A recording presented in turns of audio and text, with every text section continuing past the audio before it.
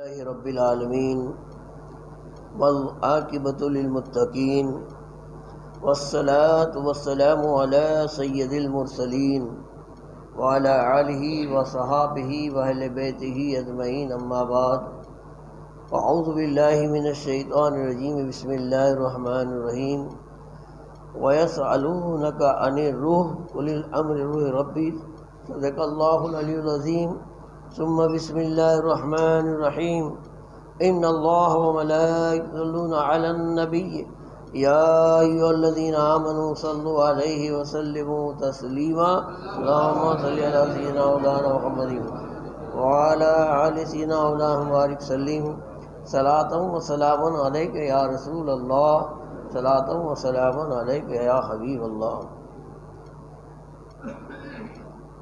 محترم حضرات، بیچ میں جگہ ہے، آپ تھوڑے قریب آ جاتے تو اچھا رہتا. آپ دور دور بیٹھے ہیں اور بھی قریب آ جائیے.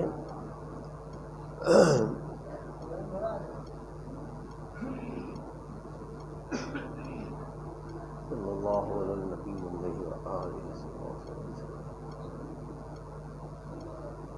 آواز بلند درود پاک کا تحفہ پیش کریں. اللہم صلی علی سیدنا مولانا محمد وعلی آل سیدنا مولانا مبارک وسلم صلاۃ و سلام علیک یا رسول اللہ صلاۃ و سلام علیک یا حبیب اللہ. نہ گاتی ہے نہ گنگناتی ہے، نہ گاتی ہے نہ گنگناتی ہے، موت چپکے سے چلی آتی ہے.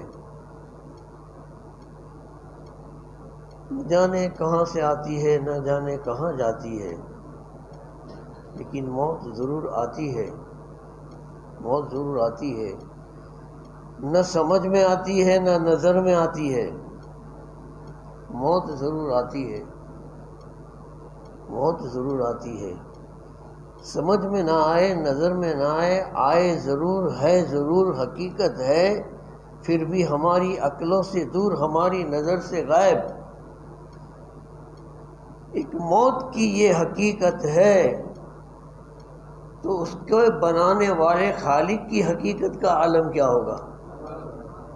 موت تو اس نے پیدا کی ہوئی چیز ہے. وہ فرماتا ہے خلق الموت والحیات لیبلوکم ایکم احسن عملا. ہم نے موت اور زندگی کو بنائی، پیدا کی. تو بنانے والا خالق تو اللہ ہے. اب اس کی بنائی ہوئی ایک چیز جس کا نام موت رکھا ہے، وہ موت کا عالم یہ ہے کہ کوئی اسے سمجھنے کی کوشش کرتا ہے، سمجھ میں نہیں آتی کہ کیا ہے. ارے رب نے یہ فرمایا کہ جب تم سے کوئی پوچھے وَيَسْأَلُونَكَ الرُّوحُ، کیا ہے کہ روح کے بارے میں کوئی تمہیں پوچھ لے کہ کیا ہے، تو یہ مت کہو کہ یہ ہے وہ ہے. کہہ دو قُلِ الْأَمْرِ رَبِّي، یہ رب کے حکم سے ہے. رب نے بھی اس پر پردہ رکھا. روح کا عالم بھی ایسا ہے کہ رب کے حکم سے ہے. یہ کالی ہے، گوری ہے، پتلی ہے، جاڑی ہے، اونچی ہے، نیچی ہے، کیسی ہے، سمجھ کے باہر ہے. سمجھ کے باہر ہے. انسان جب کوئی چیز کو نہیں سمجھ سکتا،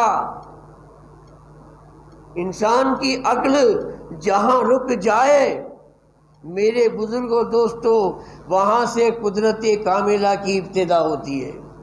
تیری عقل کیا سمجھے جب اس کی بنائی ہوئی چیز کو نہیں سمجھا، اس ذات کو تو کیا سمجھے گا؟ اور جب ذات سمجھ میں نہیں آتی تو انسان کیا کرتا ہے؟ گمراہی کے پٹ پہ چلا جاتا ہے. شیطان اس کو گمراہ کر دیتا ہے، اپنے طریقے سے معبود بنا لیتا ہے، اپنے طریقے سے پتلے بنا دیتا ہے، اس کو پوجنے لگ جاتا ہے. ارے بندے، تیری عقل کام نہیں کر سکی، اس کی بنائی ہوئی مخلوق سمجھ میں نہیں آئی، خالق تیری سمجھ میں کہاں سے آئے گا؟ درود پاک پڑھ لیا جائے. صلی اللہ علیہ النبی الامی وآلہ صلی اللہ علیہ وسلم صلاۃ و سلام علیک یا رسول اللہ صلاۃ و سلام علیک یا حبیب اللہ. محترم حضرات، روح اللہ تبارک و تعالیٰ نے پیدا کی، یہ تو ثابت ہے. کہاں سے پیدا کی، کس چیز کو بنائی؟ جیسے کہ انسان کو مٹی سے بنائے، فرشتوں کو نور سے بنائے، جناتوں کو آگ سے بنائے، تو روح کو کس چیز سے بنائی؟ اور سارا دار و مدار سارے عالموں کا، اس عالم کا بھی اور اس عالم کا بھی دار و مدار روح پر ہے۔ اس روح کو ہم نے الگ الگ نام دیے ہیں، کوئی اسے جان کہتا ہے، کوئی اسے آتما کہتا ہے، کوئی اسے جیو کہتا ہے۔ بزرگ اور دوستو، تو یہ روح جو ہے رب تبارک و تعالیٰ نے کس چیز سے بنائی؟ تاریخ پر نظر ڈالیں گے، رب تبارک و تعالیٰ نے سب سے پہلے ایک چیز پیدا کی، اس نے اپنی ربوبیت کو ظاہر کرنے کا سوچا کہ میں ظاہر ہو جاؤں۔ کچھ نہیں تھا، وہ تنہا تھا، اکیلا تھا، نہ زمین، نہ آسمان، نہ چاند، نہ سورج، نہ ستارے، نہ فرشتے، نہ جنات، نہ انسان، نہ جنت، نہ دوزخ، کچھ نہیں تھا، نہ ہوا تھی، نہ پانی تھی، نہ دریا تھا، نہ قطرہ تھا، نہ ذرہ تھا، کچھ نہیں تھا، صرف وہ اکیلا تنہا آپ ایک تھا۔ وہ ظاہر ہونا چاہتا ہے، اپنا ارادہ کس کے سامنے کر پیش کرے؟ کوئی دوسرا ہو سننے والا تو چاہیے۔ تو رب نے خود نے سب سے پہلے ایک کام انجام یہ دیا، اپنی ذات سے اس نے ایک نور کو، ایک حصے کو الگ کر دیا، ایک حصے کو الگ کر دیا، نام اس کا نور محمد رکھ دیا۔ دیکھو کیا ہے روح کی حقیقت کو سمجھنا ہے۔ خدا کی ذات سے الگ ہونے والی سب سے پہلی چیز جو ہے وہ نور محمد ہے۔ جیسے نور محمد خدا کے وجود سے الگ ہوا اور اپنے وجود میں آیا، تب سے وہ اسی وقت سے لے کر اس نے فوراً سجدہ کر دیا، سجدے میں چلا گیا۔ نور محمد وحدہ لا شریک اللہ کی ذات کے سامنے سجدے میں ہے۔ کتنے دن ہوئے، کتنے مہینے ہوئے، کتنے سال ہوئے، کتنی صدیاں ہوئی، سجدہ کرنے والا جانتا ہے، اور جس کو سجدہ کیا ہے وہ جانتا ہے، تیسرا ہے ہی نہیں۔ سجدہ کرتا رہا، رب کی تمہید، رب کی تعریف کرتا رہا، اس کی توصیف بیان کرتا رہا، اور نور محمد کو پسینہ آ گیا، نور کو پسینہ آ گیا۔ بزرگوں اور دوستوں، پسینے کے قطرے گرنے لگے۔ رب تبارک و تعالیٰ نے اس قطروں سے رب تبارک و تعالیٰ نے روحیں بنائی۔ ایک قطرہ گرا، اس کی روح بنائی، دوسرا قطرہ گرا، اس کی روح بنائی، تیسرا روحیں بنی ہیں مصطفیٰ جان رحمت کے نور کے پسینے سے، اور مصطفیٰ جان روح کا نور بنا ہے خدا کی ذات سے۔ ہر چیز آخر میں اپنی اصلیت کے طرف لوٹتی ہے۔ بھائی جسم مر جاتا ہے، روح نہیں مرتی، یہ سب جانتے ہیں، لیکن روح کیوں نہیں مرتی؟ روح کو موت کیوں نہیں آتی؟ ارے روح کی اصلیت اگر دیکھی جائے تو خدا وحدہ لا شریک کی ذات کا نام ہے۔ وہ خدا کے نور سے خود جدا ہونے والا نور محمد ہے، اور نور محمد کے پسینے سے بننے والی روحیں ہیں۔ ساری روحوں کو رب نے جمع کی، ایک عالم بنایا، اس کا نام رکھ دیا عالم ارواح، روحوں کی دنیا۔ پھر رب تبارک و تعالیٰ نے الگ الگ چیزوں کو بنانے کی شروعات کی ہے۔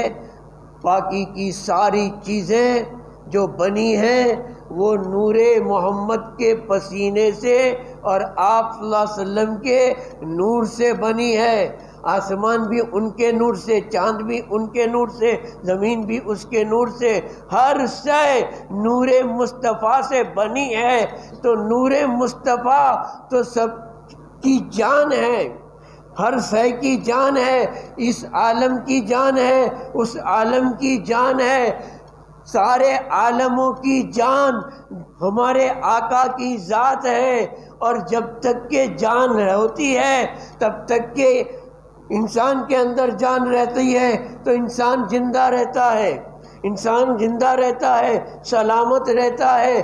آج چاند سلامت ہے اس لیے کہ اس کی جان سلامت ہے، آج سورج سلامت ہے اس لیے کہ اس کی جان سلامت ہے، آسمان سلامت ہے اس لیے کہ جان سلامت ہے، کائنات سلامت ہے، مٹی نہیں ہے، قیامت آئی نہیں ہے، آئے گی بھی کیسے میرے بزرگوں اور دوستوں؟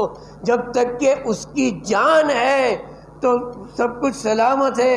اسی لیے تو اعلیٰ حضرت عظیم البرکت نے فرمایا ہے وہ ہر عالم کی جان ہے، وہ عالم کی جان ہے۔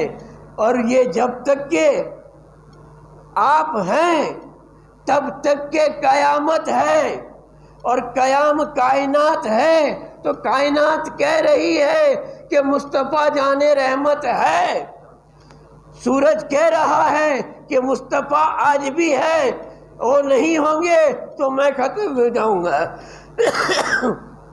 چاند کہہ رہا ہے کہ وہ نہیں ہوں گے تو میں ختم ہو جاؤں گا، آسمان کہہ رہا ہے وہ نہیں ہوں گے تو میں ختم ہو جاؤں گا، کیونکہ میری جان مصطفیٰ جان رحمت ہے، ہر عالم کی جان ہے، وہ ہر عالم کی جان ہے بزرگوں اور دوستوں۔ تو اب روح کو سمجھیے کہ سب کی روح آپ کی جان، آپ کی ذات سے بنی ہے، ہماری سب کی روحیں حضور کے نور کے پسینے سے بنی ہے۔ حضور کا نور خدا کی ذات سے بنا ہے، نہ خدا مٹ سکتا ہے، نہ خدا کی ذات سے بنی ہوئی کوئی چیز مٹ سکتی ہے، کوئی چیز مٹ سکتی ہے۔ روحوں کا عالم بنایا بزرگوں اور دوستوں، اور پھر ساری روحیں قیامت تک کے پیدا ہونے والے ہر انسان کی روح ایک ہی وقت میں بن گئی، میری، تمہاری، ہمارے باپ داداؤں کی، ہماری نسلوں میں آنے والی ہماری اولاد کی، ہر ایک کی روح ایک ہی وقت میں بن گئی تھی۔ جب جب ضرورت پڑی اس کو دنیا میں بھیجا۔ دنیا میں روح آتی ہے، سب سے پہلے عالم ارواح سے نکلی، اور ہر چیز کو زندہ رہنے کے لیے، سلامت رہنے کے لیے خوراک کی ضرورت پڑتی ہے، بغیر خوراک کے کوئی چیز ٹکتی نہیں ہے۔ تو عالم ارواح میں روحیں سلامت رہی ہے، غذا کیا تھی؟ اس کی غذا کیا تھی؟ خوراک کیا تھی؟ تو بزرگ اور دوستوں،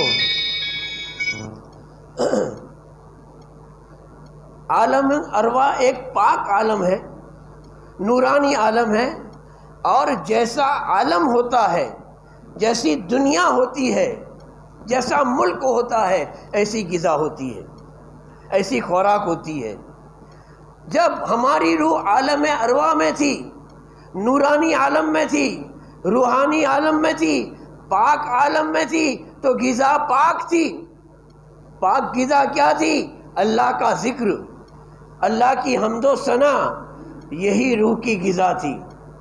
پھر اس روح کو رب نے دنیا میں بھیجنے چاہا تو ماں کے شکم میں ڈالی، ہم ماں کے شکم میں آئے، جیسے آئے ایسے ایک قبر میں آئے۔ پہلی قبر ہمارے لیے ماں کا شکم ہے، ہم دنیا میں آئے تب بھی قبر میں آئے، اور دنیا سے جائیں گے تب بھی قبر میں جائیں گے۔ میاں ماں کا پیٹ قبر ہے کہ نہیں؟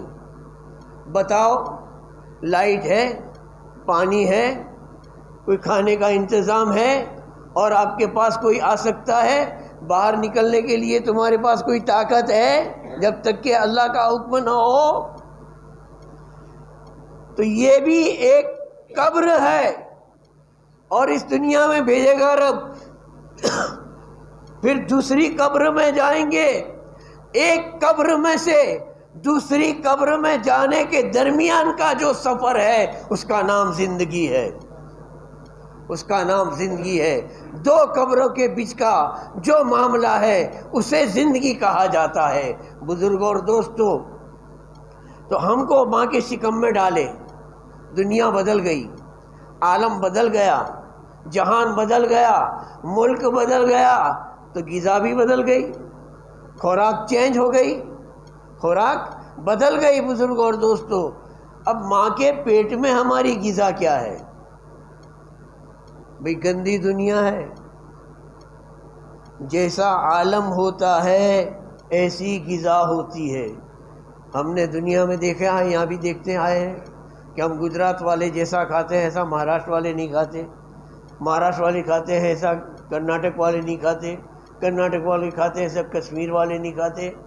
ایک ہندوستان کے اتنے راج ہے، ہر ایک کی غذا الگ ہے، اور دنیا والوں کی بھی غذا الگ ہے۔ امریکہ والے جیسا کھاتے ہیں ایسا ہم نہیں کھاتے، جیسا عرب والے کہتے ہیں ہم ہی نہیں کھاتے۔ ملک بدل جاتا ہے تو غذا بدل جاتی ہے۔ اب ہم ماں کے شکم میں آئے ہیں، ملک بدل گیا، تو جیسا ملک ہوتا ہے ایسی غذا ہوتی ہے۔ ماں کا خون ہماری غذا بنی، ماں کا خون، ماں کے خون سے یہ ہمارا رونگٹا رونگٹا بنا ہے۔ یہ تیری آنکھ تیری نہیں ہے، ماں کی امانت ہے۔ یہ زبان تیری زبان نہیں ہے، ماں کی امانت ہے۔ یہ پیر تیرے پیر نہیں ہے، ماں کی امانت ہے۔ یہ ہاتھ تیرے ہاتھ نہیں ہے، ماں کی امانت ہے۔ ماں کے خون سے تجھے یہاں پر اللہ تعالیٰ نے بنایا، اور یہی تیری غذا تھی۔ میرے بزرگوں اور دوستوں، سائنس بھی سوچ میں پڑ جاتا ہے کہ جب عورت حاملہ ہو جاتی ہے، حاملہ ہو جاتی ہے، سگربا بن جاتی ہے، اس کے پیٹ میں بچہ جب آگے ترقی کرتا ہے، بڑھتا ہے، تو اس وقت 9 مہینے تک کے اس کو حیض نہیں آتا۔ حاملہ عورت کو حیض آنا بند ہو جاتا ہے۔ ہر مہینے جو حیض آتا ہے، ہر مہینے جو ماسک آتا ہے، جب حمل رہ جاتا ہے تو بند ہو جاتا ہے۔ تو بند ہوا حیض جاتا کہاں ہے؟ یہ بند ہوا حیض جاتا ہے کہاں؟ یہ 9 مہینے کا حیض جو جمع ہوا وہی تو تیری باڈی ہے، وہی تیری ماں کا خون، تیرا جسم ہے، یہی تیری خوراک ہے۔ اسی سے تو بنا، عالم بدلا، پھر دنیا میں بھیجا۔ ہم اس فانی دنیا میں آئے، اب جیسے جیسے عمر بڑھتی جاتی ہے، غذا چینج ہوتی جاتی ہے۔ 2 سال تک کے تو نے ماں کا دودھ پیا، ماں کا دودھ پیا، بھئی اندر تھے تب بھی ماں کا دودھ پیا، باہر آئے تب بھی ماں کا دودھ پیا۔ کبھی کبھی بچہ ستاتا ہے، بچہ پریشان کرتا ہے، تو آپ نے بھی سنا ہوگا، ہم بھی سنتے ہیں، ماں کے منہ سے نکل جاتا ہے، میرے لوہے کے پینا رے۔ ماں بالکل سچ کہتی ہے، ماں بالکل سچ کہتی ہے کہ بھئی ماں کے ہاں ہم نے تیرا لوہی اندر بھی پیا اور باہر آ کے چھاتی سے بھی پیا۔ دیکھو ماں کیا ہے، ارے ماں کیا احسان کا ایک بال برابر بھی ہم بدلہ ادا نہیں کر سکتے۔ ہمارا وجود اس کے وجود سے ہے۔ بزرگوں اور دوستوں، تو ماں کہ حیض سے یہ 9 مہینے جو ہے جمع ہوا، اس سے ہم بنے، پھر دنیا میں آئے تو اس کی چھاتی سے دودھ پیا، پھر دانت آئے تو روٹی بوٹی غذا بن گئی۔ بزرگوں اور دوستوں، جتنے سال کی اللہ تعالیٰ نے ہم کو یہاں کر زندگی عطا کی تھی، پھر انتقال ہو گیا۔ کوئی مرتا نہیں ہے، مرنا بات اور لوگوں کے لیے ہوتی ہے، مومن تو انتقال کرتا ہے۔ ایک مقام سے دوسرے مقام پر چلے جانے کا نام موت نہیں ہے، انتقال ہے۔ مقام بدلنا ہے، جگہ بدلنا ہے، پردیش بدلنا ہے، ملک بدلنا ہے۔ انڈیا میں تھا، جاپان میں چلے گیا، جاپان میں تھا، ہالینڈ میں چلا گیا، اس نے ملک بدلا ہے۔ یہ اب چوتھا مقام ہے۔ ہم نے اس دنیا چھوڑ دی تھی، ہم کو قبرستان میں لے جا گئے، قبر کے اندر دفنا دیا گیا۔ بزرگوں اور دوستو، یہ ملک آخرت، اب قبر میں بھی تو تجھے رہنا ہے، تو یہاں بھی غذا کی ضرورت ہے، تو قبر کی غذا کیا ہے؟ قبر کی غذا کیا ہے؟ قبر کی خوراک کیا ہے؟ میرے بزرگ اور دوستو، تو قبر کی غذا تو تجھے یہاں سے لے کے جانی ہے۔ تجھے یہاں بھیجا اس لیے کہ یہاں بھی کھا پی اور وہاں کی غذا بھی تیار کر، یہاں سے ٹفن تیار کر، یہ ٹفن کی ضرورت وہاں پڑے گی، یہاں سے تیار کر لے۔ قبر کی غذا ثواب ہے، ثواب ہے، ثواب ہے۔ نماز پڑھ لے، اس کا ثواب کام آئے گا، روزے رکھ لے، اس کا ثواب کام آئے گا، حج کر لے، اس کا ثواب کام آئے گا، زکوٰۃ ادا کر لے، اس کا ثواب قبر میں کام آئے گا، غریبوں کی مدد کر لے، اس کا ثواب کام آئے گا، نیک کام کر لے، ثواب کام آئے گا۔ اگر نہیں کیا تو قبر میں بھوکا پیاسا تڑپتا رہے گا قیامت تک کے، کیونکہ قبر کی غذا ثواب ہے۔ اب ہمارا ایک بھائی ہمارے سے الگ ہو گیا، یہ الگ ہو گیا، قبر کی دنیا میں چلا گیا، نہ نماز پڑھی تھی، نہ روزے رکھے تھے، نہ حج کی تھی، نہ زکوٰۃ کی تھی دیتی تھی، نہ ماں باپ کی اطاعت کری تھی، نہ کوئی کار خیر کیا، نہ کوئی بھلائی کا کام کیا ہے۔ پوری دنیا کے اندر آزادی کی طرف فاسق و فاجر بن کے پھرتا رہا، اس کی روح تڑپ رہی ہے بھوک سے، پیاس سے، کیونکہ غذا وہاں ثواب ہے۔ اب ثواب کی پوٹلی تو اس کے پاس تھی نہیں، تو کیا دنیا والے، اس کے پیچھے والے، اس کی اولاد، رشتہ دار، بھائی، دوست، برادر، قبر والے کی مدد کر سکتے ہیں؟ مدد کر سکتے ہیں؟ بے شک کر سکتے ہیں، بے شک کر سکتے ہیں۔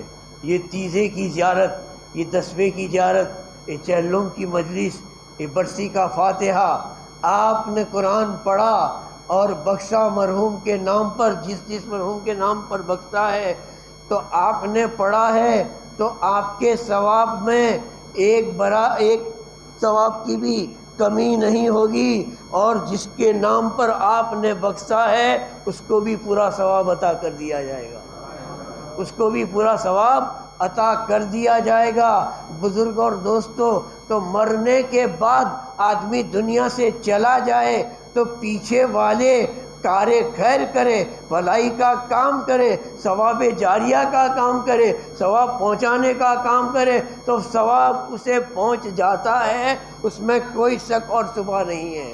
آج طرح طرح کے فرقے میدان میں آئے ہیں، کہتے ہیں کہ مرنے والا تو مر گیا، پیچھے والے اس کو عمل کر کے پہنچائیں گے، اس کو کیا فائدہ پہنچے گا وہ جانے، اس کے عمل جانے، تمہارے عمل سے اس کو کیا فائدہ پہنچے گا۔ تو میں بزرگ اور دوستو ایسوں سے سوال کرتا ہوں کہ چل بھائی تو مجھے جواب دے، تو نے نماز جنازہ پڑھی تھی؟ تو کیا نماز جنازہ تو پڑھنی چاہیے، فرض کفایہ ہے، پڑھنی پڑے گی۔ بزرگ اور دوستو، تو نماز جنازہ کیا ہے؟ یہ نماز ہے، اس کو ہم نماز جنازہ کہتے ہیں۔ حقیقت میں تو یہ ایک مغفرت کی دعا ہے، ثنا پڑھی جاتی ہے، درود پڑھا جاتا ہے، مرحوم کے لیے دعا کی جاتی ہے، 4 تکبیریں پڑھی جاتی ہیں، قیام ہوتا ہے، اس لیے کہ آدمی قیام میں کھڑے رہتے ہیں، شکل اس کی نماز جیسی ہوتی ہے، اس میں رکوع اور سجدہ نہیں ہے، یہ مکمل طور پر نماز نہیں ہے۔ یہ مرحوم کے لیے آگے جنازہ رکھا ہے، اس کے لیے دعا کرتے ہیں، اس میں بھی ہم کیا کہتے ہیں؟ اللہم اغفر لی حینا و میتنا۔ اس دو کو ہمیں سمجھنے کی کوشش کریں. اللہم اغفر لی حینا و میتنا و سائدنا و غائبنا و صغیرنا و کبیرنا و ذکیرنا و انسانا. بعد میں اے رب تو بخش دے ہمارے زندوں کو. نماز جنازہ کے اندر زندوں کے لیے، زندوں کی بخشش کے لیے پہلے فاتحہ ہوئی، پہلی یہ دعا ہوئی. تو نے جنازے کی نماز میں اللہم اغفر لی حینا کہا، اے رب، اے اللہ تو بخش دے ہمارے زندوں کو.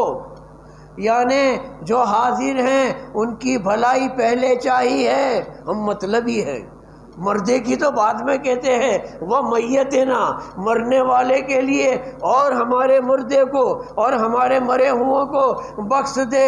ارے مرے ہوں کی دعا تو بعد میں ہوتی ہے، زندوں کی فاتحہ پہلے ہوتی ہے. ایسے بھی اعتراض ہوئے کہ تم ولی کو زندہ مانتے ہو، تم شہید کو زندہ مانتے ہو، تو زندوں کی فاتحہ کیوں کہتے ہو؟ ارے اے بکواس کرنے والے، تو خود بھی تیری فاتحہ نماز جنازہ کے اندر پہلے پڑھتا ہے. تو پہلے پڑھتا ہے، تو پہلے پڑھتا ہے.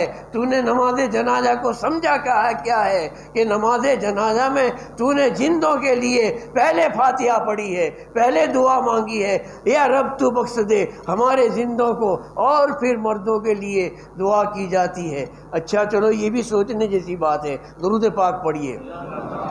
صلاۃ و سلام علیک یا رسول اللہ، صلاۃ و سلام علیک یا حبیب اللہ. محترم حضرات، لوگ یہ کہتے ہیں کہ پیچھے والے مرحوم کے لیے اتنا خرچہ کرتے ہیں، مرحوم کو اس سے کیا فائدہ؟ وہ تو قبر میں گیا، اس کے اعمال کی سزا وہ بھوگ لے گا. اچھے اعمال ہوں گے تو بخشش ہو جائے گی، اور نہیں ہوگی تو میں یہ کہوں گا کہ نماز جنازہ عمل مرنے والے کا ہے کہ پیچھے والوں کا ہے؟ مرا ہوا تو بیچارہ جنازہ میں سوتا ہے. نماز جنازہ خود ایک پیچھے والوں کا عمل ہے، زندوں کا عمل ہے. تو نماز جنازہ خود کہتا ہے کہ تم پیچھے رہ کر مرحوم کو فائدہ پہنچا سکتے ہو، مرحوم کو فائدہ پہنچا سکتے ہو. یہ نماز جنازہ تو ایسی نماز ہے، ایسی نماز ہے کہ ہو سکے زیادہ سے زیادہ لوگ اس میں شریک ہو جاؤ، اس میں شریک ہو جاؤ. فائدہ پڑھنے والے کے بھی لیے ہے، جس کے لیے نماز جنازہ پڑھی جاتی ہے اس کے لیے بھی ہے.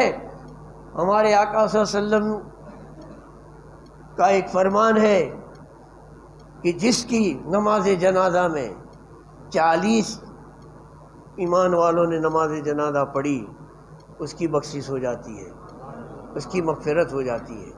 ایک دوسری حدیث میں یہ آیا ہے کہ جس کی نماز جنازہ میں 3 صفحے ہو گئی، اس کی بخشش ہو جاتی ہے.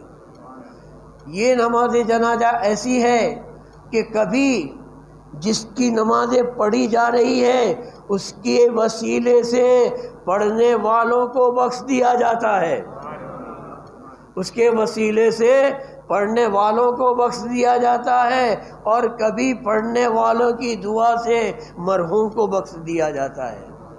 کچھ پڑھنے مرنے والے سب برابر تھوڑے ہوتے ہیں. جتنے بھی نماز جنازہ کے اندر شریک ہوتے ہیں ان کو بھی فائدہ ہو جاتا ہے. درود پاک پڑھ لیا جائے. صلی اللہ علی النبی الامی وآلہ صلی اللہ علیہ وسلم. صلاۃ و سلام علیک یا رسول اللہ، صلاۃ و سلام علیک یا حبیب اللہ. محترم حضرات، ایک کفن چور کی بات آپ نے سنی ہوگی کہ ایک کفن چور تھا.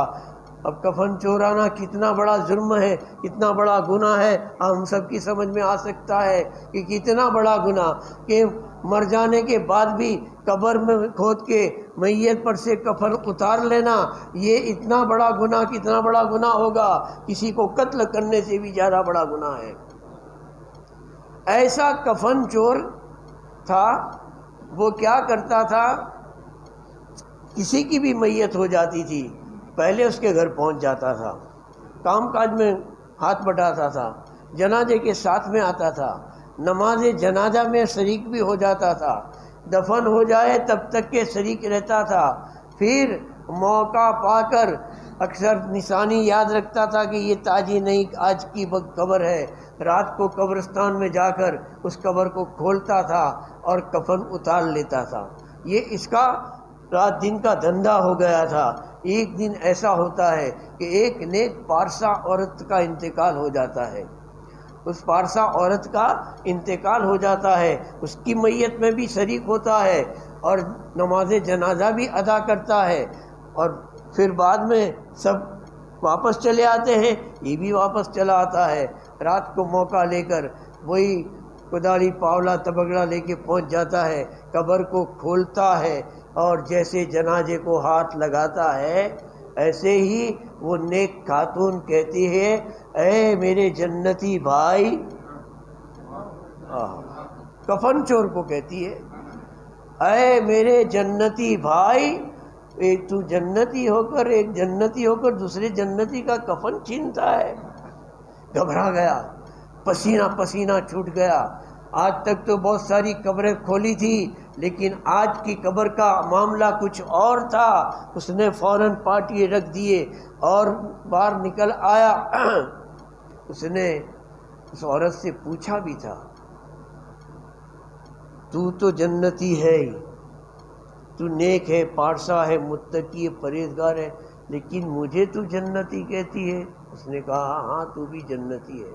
تو نے میری نماز جنازہ پڑھی تھی، شریک تھا؟ کہ ہاں. آج میرے رب نے وہ کرم فرمایا ہے کہ جس نے میری نماز جنازہ پڑھی ہے ان سب کو اللہ نے بخش دیا ہے. اس میں تو بھی شریک ہے، رب نے تجھے بھی بخش دیا ہے. بزرگ اور دوستو، رب نے تجھے بھی بخش دیا ہے، تو اس لیے تو جنتی ہے.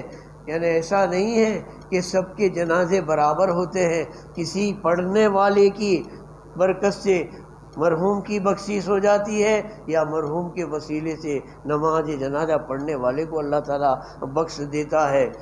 تو میرے بزرگ اور دوستو، قبر کا عالم یہ ہے کہ قبر کا جو غذا ہے وہ ثواب ہے، اور پیچھے سے جو ثواب اپنے بھیجتے ہیں وہ مل جاتا ہے. ارے شریعت کے قانون کے اندر بھی ہم نے دیکھا ہے کہ کسی کے اوپر حج فرض تھی اور اس نے فرض ادا نہیں کی ہے، انتقال ہو گیا، تو یا وصیت کر کے گیا ہے یا وصیت نہیں کی، تب بھی اس کے بچے چاہے کہ میرے باپ پر حج بیت اللہ فرض تھی، پیسہ ان کے پاس تھا، پھر بھی نہیں گئے، تو مرحوم کی حج بدل اس کی اولاد کر سکتی ہے، یا تو دوسرے کو پیسہ دے کر اس کے پاس حج بدل کرا سکتی ہے. یہ تو شریعت کہہ رہی ہے. کرو اس کا انکار کرو. اب جس کی حج پڑی جا رہی ہے وہ تو قبر میں ہے، دادا قبر میں سوتے ہیں، پوتا حج بدل کر رہا ہے، تب بھی حج ہو جاتی ہے دونوں کی، پڑھنے والے کی اور جس کے لیے پڑھی جا رہی ہے اس کی بھی. تو یہ پیچھے والے کا عمل نہیں ہے تو کیا مرنے والے کا عمل ہے؟ ہم مرحوم کے نام کی قربانی بھی دیتے ہیں. مرحوم تو قبر میں سوتے ہوئے ہیں، ان کے نام کر ہم جانور قربان کرتے ہیں. بقری عید پر شریعت کہتی ہے کہ قربانی ہو جاتی ہے، مرحوم کی طرف سے ادا ہو جاتی ہے. بزرگ اور دوستو، اب شریعت کہہ رہی ہے کہ پیچھے والے کا عمل مرنے والے کو فائدہ پہنچاتا ہے، مرنے والے کو فائدہ پہنچاتا ہے. آج کی یہ مجلس کا ثواب انشاءاللہ تعالی جہاں جو بھی کار خیر کیا ہے اور مسجد میں جو کچھ دیا گیا ہے، اس کا پورا ثواب بزرگوں اور دوستوں مرحوم علی میاں صاحب کی روح کو اللہ تعالیٰ عطا فرمائے گا. مرحوم سید علی میاں حسین میاں کی ایصال ثواب کے لیے ایک بار کلام پاک، ایک بار تبارک کی پیٹی اور 500 بار درود شریف، 200 بار سبحان اللہ اور 200 بار الحمدللہ سبحان اللہ، اتنا ذکر خیر ہوا ہے. ارے قرآن کا ایک لفظ بندے کی بخشش کرا سکتا ہے۔ درود پاک پڑھیے، صلی اللہ علی النبی الامی و آلہ صلی اللہ علیہ وسلم، صلاۃ و سلام علیہ۔ بھائی بیٹوں اور رشتہ داروں کی طرف سے تو 13,400۔ سبحان اللہ، یہ بھی بڑی خوشخبری ہے۔ مرحوم سید علی میاں حسین میاں کی ایصال ثواب کے لیے ان کے گھر والوں نے اور ان کے رشتہ داروں نے، دوستوں نے 13,400 روپے مسجد میں عطا کیے ہیں۔ اللہ تعالیٰ اسے قبول فرمائے اور اس کا بدلہ بہتر سے بہتر دونوں جہان میں مرحوم کو عطا فرمائے۔ بزرگوں اور دوستوں، بہت مشہور روایت آپ نے سنی ہوگی کہ ایک فاسق اور فاضل نوجوان تھا، زندگی میں کبھی اس نے کوئی نیک کام نہیں کیا تھا۔ اس کی شادی ہوئی، گھر پہ دلہن آئی، اس کی دلہن اس سے حاملہ بھی ہوئی۔ دن آگے بڑھتے گئے، بچہ پیدا ہونے کے دن قریب تھے، اور یہ فاسق جو تھا کبھی مسجد میں نہیں گیا، کبھی نیک محفل میں نہیں بیٹھا، کبھی اچھے لوگوں کے ساتھ بیٹھتا نہیں تھا، وہ گناہوں کے اندر ڈوبیلا رہتا تھا۔ اس نے سوچا کہ اب مجھے ایسی بیماری لگی ہے کہ اس کا کوئی علاج نہیں ہے، موت کے سوا اب اس کو کچھ نظر نہیں آتا تھا۔ اس نے اپنی بیوی کو وصیت کی، دیکھ میں اب دنیا سے چلا جاؤں گا، اب مجھے اچھا ہونے کی کوئی امید نہیں ہے، میں مر جاتا ہوں، مروں گا، لیکن ایک امانت میری تیرے پاس ہے، اور تیری گود سے، تیرے پیٹ سے جو بھی بچہ پیدا ہو، اللہ لڑکا دے یا لڑکی دے، اسے تو مدرسے میں بھیجنا اور دینی تعلیم دلانا، اس کو قرآن کی تعلیم دلانا۔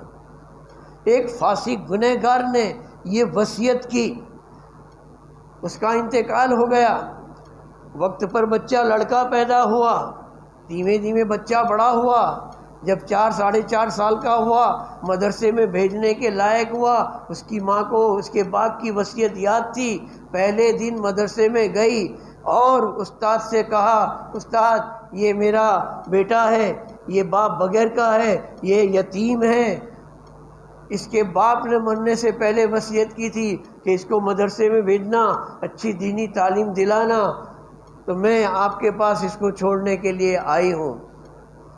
بچے کو رکھ لیا، مولانا صاحب نے داخل کر دیا، انشاءاللہ بے فکر رہو، ہم پوری توجہ دیں گے آپ کے بچے کی طرف، اور توجہ دی۔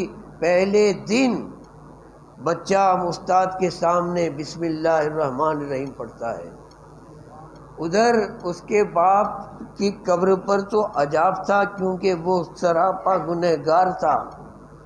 جیسا بچہ بسم اللہ الرحمن الرحیم پڑھتا ہے، رب تبارک و تعالیٰ کی رحمت جوش میں آتی ہے، عذاب کے فرشتوں کو کہا جاتا ہے اس کے باپ کے قبر پر سے عذاب روک دو۔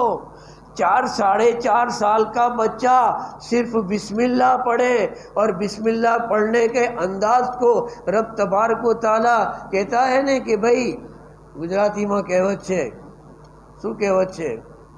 پوچھے تو پار نہیں، پوچھے تو پار نہیں، بخشے تو وار نہیں۔ یہ اللہ کی شان ہے، پوچھے تو پار نہیں، ارے بال کی کھال اتارے گا پوچھے گا تو، یہ مت سمجھنا کہ چھوڑ دے گا، اور چاہے گا تو بخش دے گا، پوچھے تو پار نہیں یعنی بخشے تو وار نہیں۔ ایسی شان اللہ رب العالمین کی ہے۔ اس نے فرشتوں کو حکم دیا، ہٹاؤ اس کی قبر پہ سے عذاب، اس کا بچہ مجھے رحمان اور رحیم کہہ کے یاد کر رہا ہے۔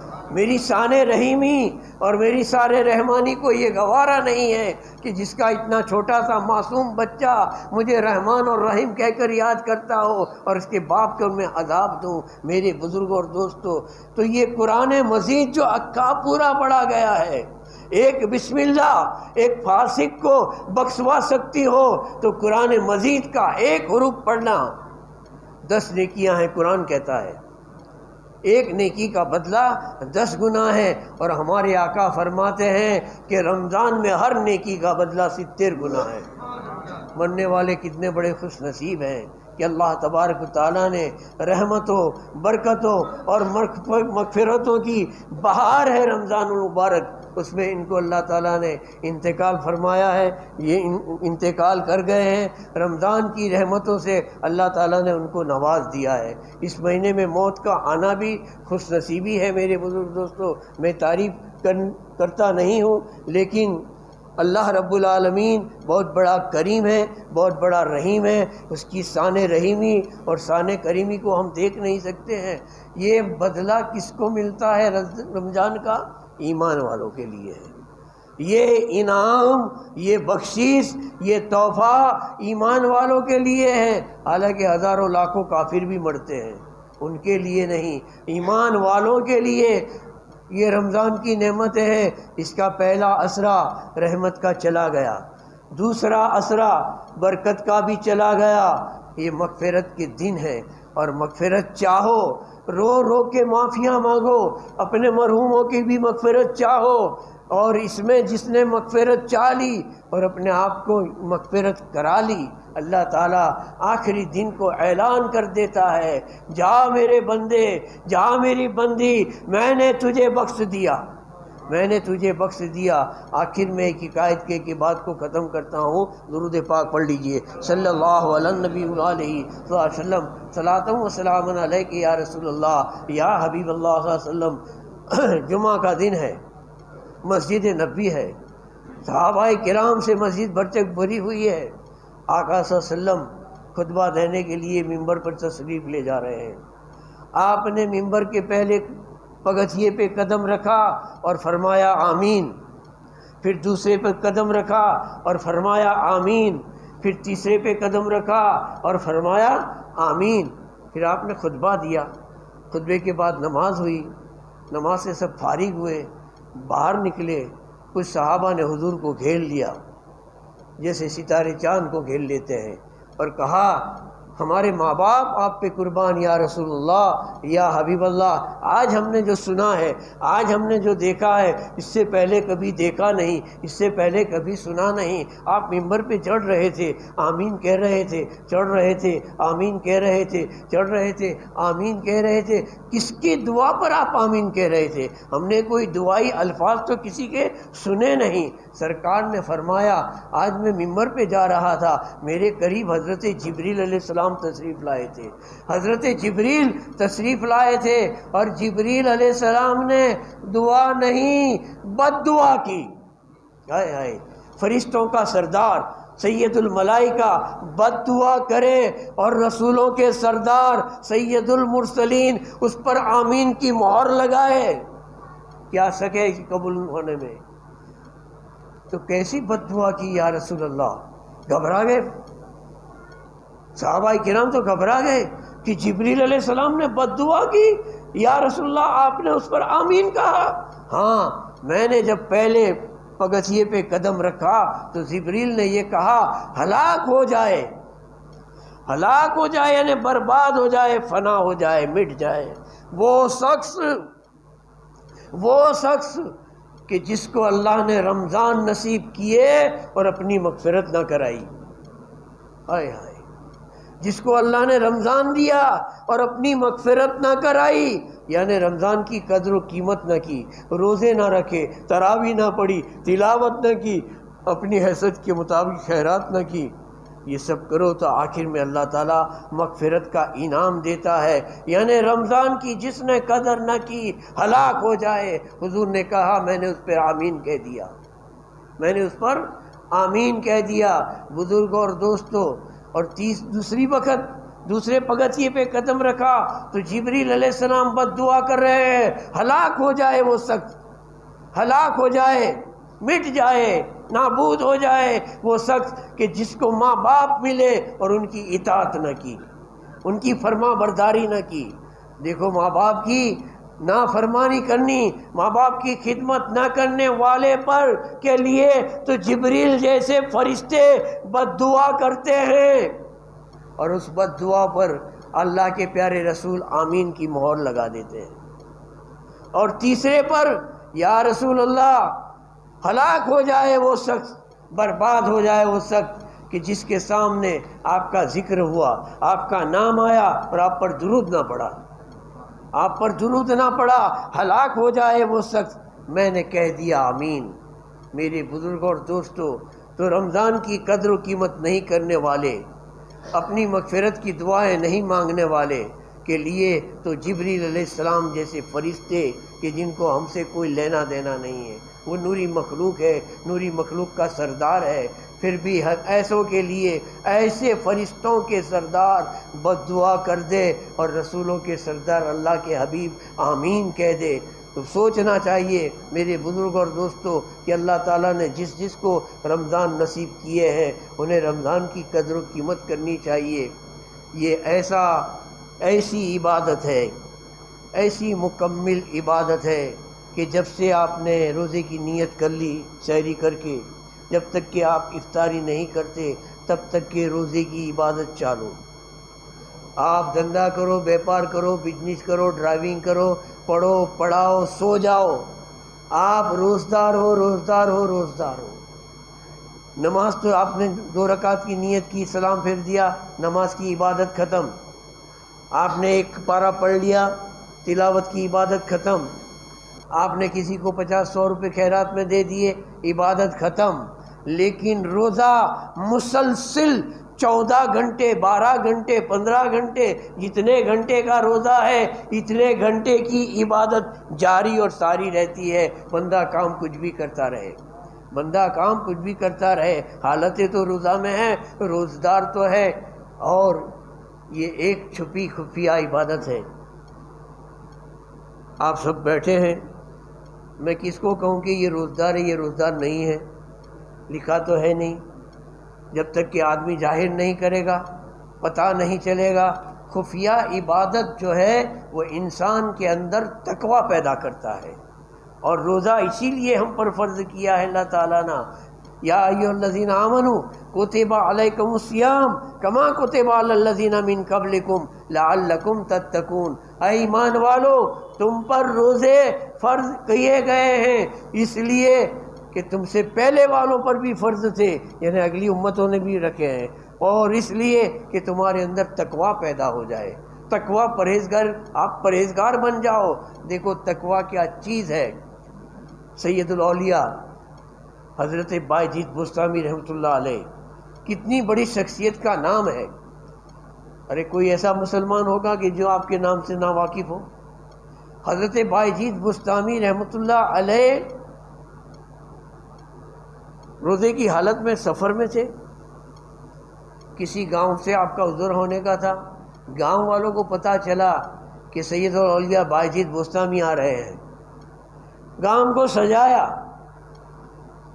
گاؤں والے جیسے عید کی خوشی مناتے ہو اس طریقے سے نہا دھو کے اچھے اچھے لباس پہن کے مارے خوشی کے انتظار کرنے کے لیے گاؤں کے ناکے آگے، دروازے آگے کھڑے رہے کہ حضرت کا ہم شاہی استقبال کریں گے، نعرے لگاتے لگاتے اپنے گھر لے جائیں گے۔ آج تو ہم خوش نصیب ہیں کہ بائیجید بستامی آ رہے ہیں، بائیجید بستامی آ رہے ہیں۔ حضرت بائیجید بستامی آئے، دیکھا کہ واہ، میری اتنی عزت، میرا اتنا مرتبہ، میرا ایسا وٹ، لوگ میری اتنی تعظیم کرتے ہیں۔ تو یہ سب دیکھ کے ان کو یہ محسوس ہوا کہ اس سے تو میرا نفس خوش ہو جائے گا، اور نفس خوش ہو جائے گا تو میرے تقوی کو داغ لگ جائے گا، میرے تقوی کو داغ لگے گا۔ آپ نے اس وقت سب کے دیکھتے اپنی تھیلی میں سے کھانے کی چیز نکالی اور کھانا شروع کر دیا، روزہ توڑ دیا، رمضان کا فرض روزہ توڑ دیا۔ آپ کھانے لگے تو لوگ تو کہتے ہیں کہ لوگ تعریف کرتے ہیں، اتنا بڑا پیر ہے روزے بھی نہیں رکھتا۔ کئی لوگ تو ناراض ہو کے دور بھاگنے لگے، تو روزے نہیں رکھتے، یا باپو بیکار ہے کہ نہ چلے، دیکھو کھانا کھا رہے ہیں۔ رمضان میں روزے کی بھی ان کی کوئی تمیز نہیں ہے، 1 ہٹا 2 ہٹا سب ہٹے۔ آپ خوش ہو گئے، اللہ نے میرے کو بچا لیا، روزے کی تو قضا کر لوں گا، لیکن میرا نفس بہک جاتا تو اس کو میں سیدھا کیسے کر سکتا؟ تو یہ ان کا تقویٰ تھا، یہ ان کا تقویٰ تھا۔ اللہ والے نے یہ نہ دیکھا کہ میری بے عزتی ہوئی، لوگ میرے کو جو چاہتے تھے، لوگوں کے دل میں میری جو محبت تھی وہ نکل گئی، اس کی کوئی پرواہ نہ کی، اپنے تقوی کو سنبھالنے کے لیے بے عزتی قبول کر لی۔ یہ اللہ والے ہیں۔ حضرت امام ابو حنیفہ رضی اللہ تعالیٰ عنہ بارش کی سیزن میں جا رہے تھے، کچھ کیچڑ سے آپ کا